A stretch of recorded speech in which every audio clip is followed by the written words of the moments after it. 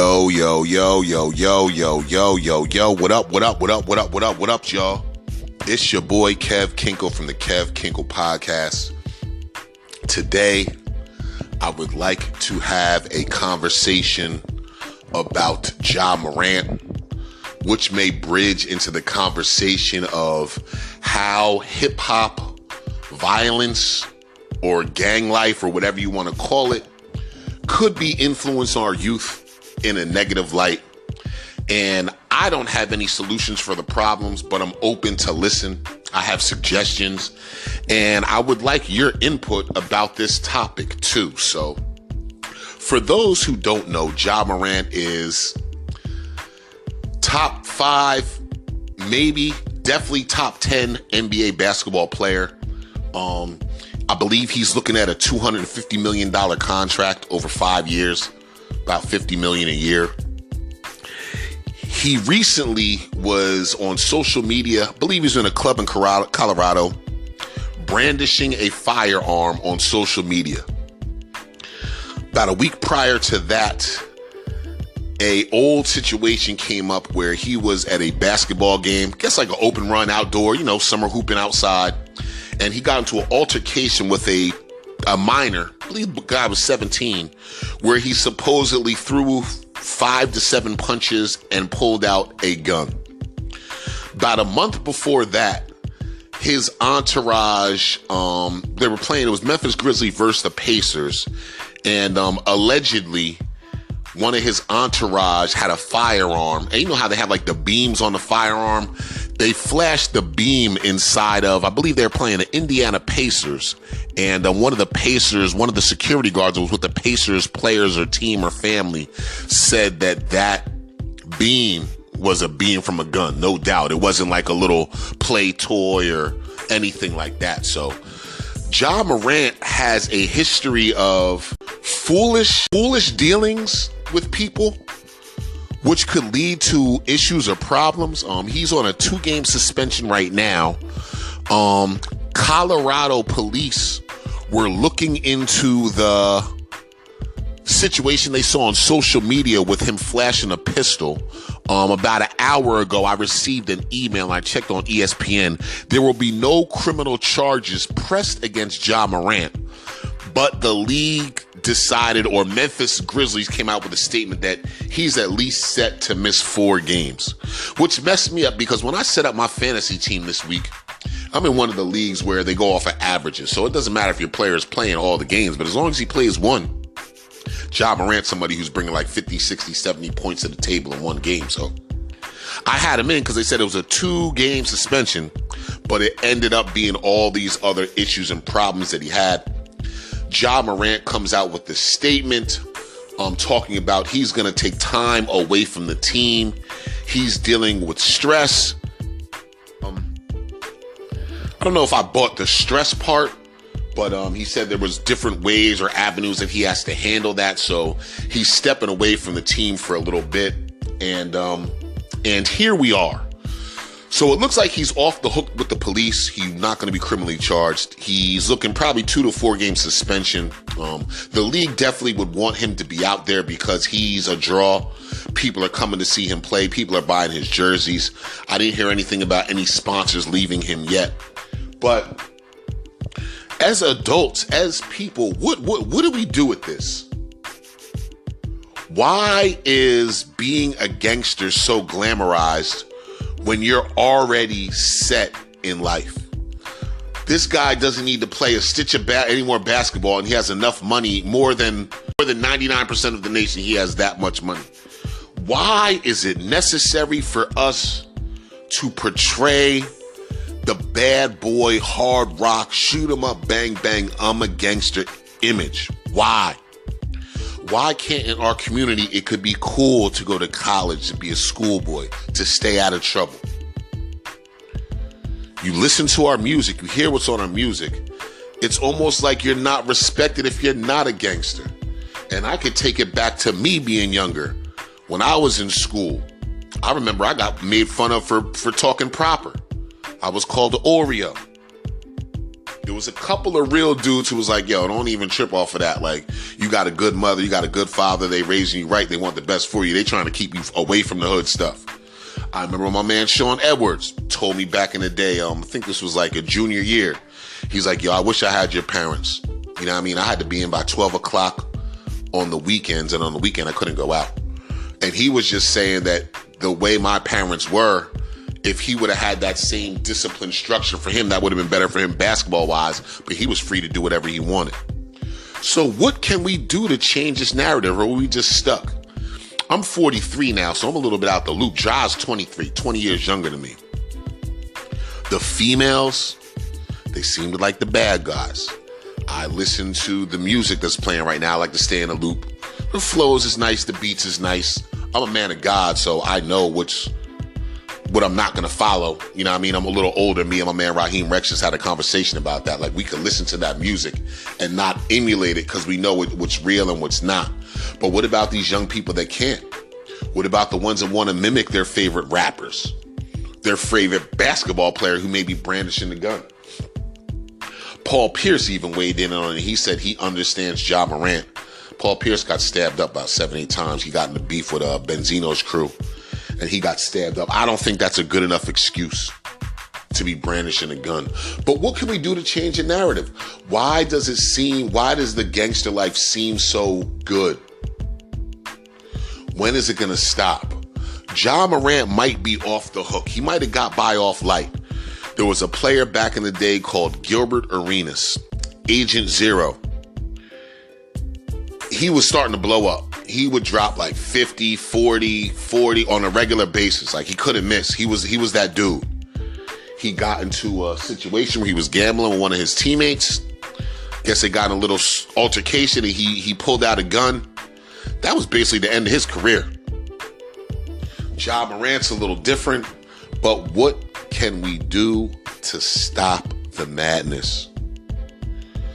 Girls think that shaking their butt is the way to go right now. They'd rather start an OnlyFans and go to college. Guys are trying to scam or do whatever they can to get a quick buck because they want to impress the ladies. People are calling Michael B. Jordan a simp. Will Smith a simp. Well, Will he got some. People are calling corny people simp. We're not corny. Here I go. Even me. People are calling people who are not affiliated with gangster or is living an upright life as simps. What can we do to change that? And I only see this in the African American community. Spanish a little bit too, Dominican, Puerto Rican. I don't see this in white. I don't see this in Chinese. You don't have to be a bad boy. What can we do to change the narrative? Ja Morant almost missed out on a whole bunch of money just for acting foolish and just for acting stupid. But why do we glorify these things? Love and Hip Hop is a big show. They fight all the time. A lot of stuff that we take in is low vibration. It's bad. It's not Christ-like. It's harming other people. It's doing something to somebody. It's getting back at somebody. What can we do to change this narrative? I am open to suggestions. Soon we're going to be on the pod. We're going to have people to be able to call in. I was talking to my boy Rick about it. And my homeboy Rick said, he said his father needs to stop prancing around the court like P. Diddy and be a father. I remember when I was younger, I was more afraid of my father than the cops, the principal, any authority figure. And I would just want to be in line for him, for what he taught me, the principles and values that he put inside of me. Now, I can't lie. There was a time where I was kind of like, dang, I kind of want to be respected like a gangster. You know what I mean? Those guys get respected. They get feared. People are afraid of them. Nobody's afraid of me. I live on Bull Run Road in Ewing, New Jersey, on the border of Hopewell and Ewing. Ain't nobody respecting that. As you get older, you see things a little different, but why is it like that? Why do we just respect toughness and gangsterness and ghetto and drugs and violence? Everybody wants to sell drugs. Everybody wants to hold the gun. Everybody wants to be violent.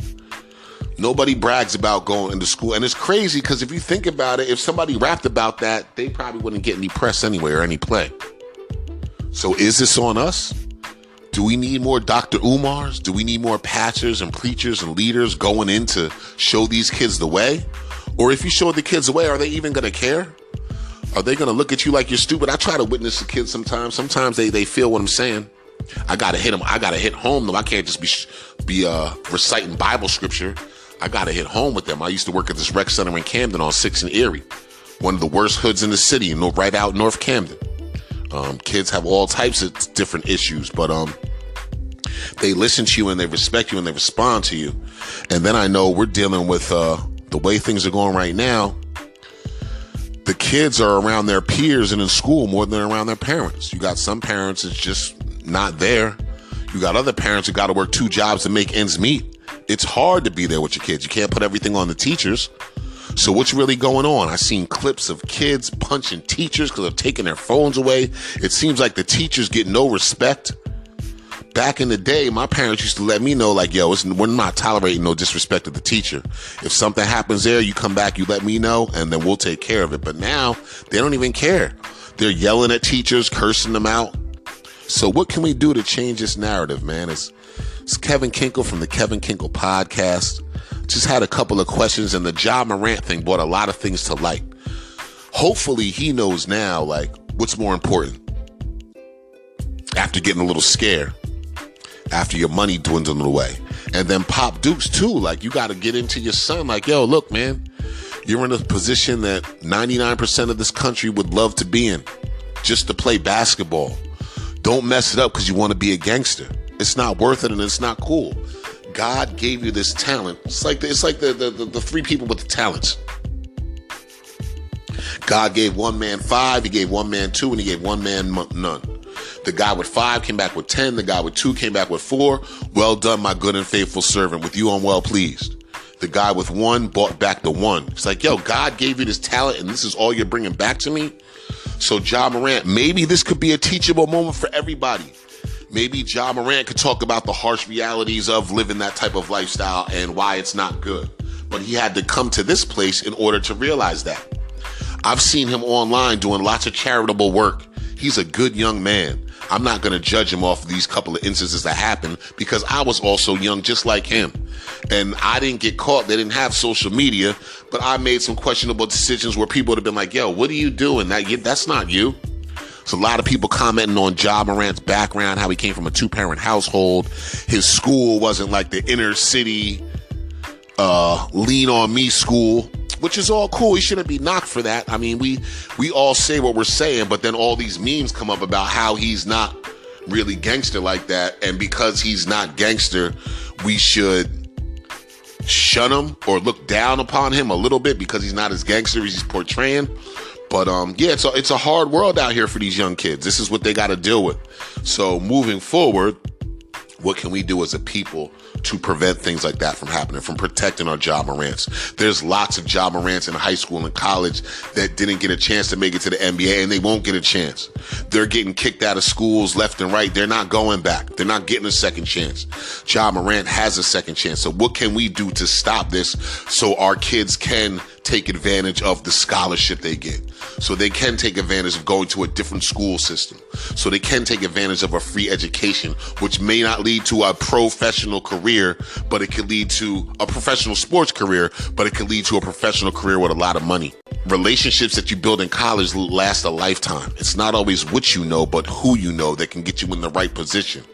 And this is from after college, when you're living on your own. You don't want to mess these opportunities up that God has given you. So just a little conversation that I wanted to have with y'all. Like, subscribe, comment, give your input. And that's it, man. This is Kevin Kinckle from the Kevin Kinckle podcast, and we're just going over the Ja Morant situation. What are the solutions to this problem? How could we prevent this from... I always preach on they need etiquette classes so people know how to act accordingly as athletes who are being looked up to. I saw my man John Celestin say that stay away from social media. It is not your friend. So that's it in a nutshell, man. This is Kevin Kinckle from the Kevin Kinckle podcast. Thanks for tuning in. I hope to hear y'all in the next one. Peace.